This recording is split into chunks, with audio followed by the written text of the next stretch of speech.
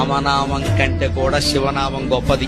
మనం నిరూపిస్తాం. మనకి రాముడికి శివుడికి భేదమే లేదంటే అందరూ మన దేవతలు. దాని గురించి కాదు, భాషాపరంగా మాట్లాడుకోవాలి కదా. రామ తిరగేయండి. మర అంటే పిండి బియ్యం ఏముంది అర్థం? ఏం లేదు.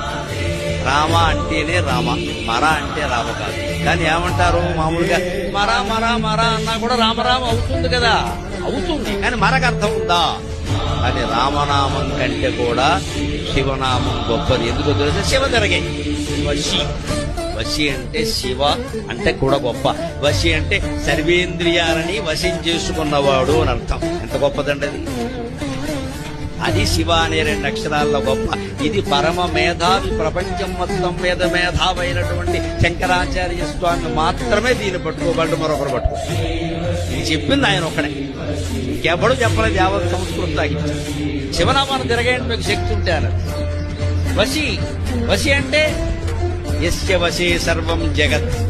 ఎవరి వశంలో సర్వ జగత్తు ఉంటుందో వాడు వశి.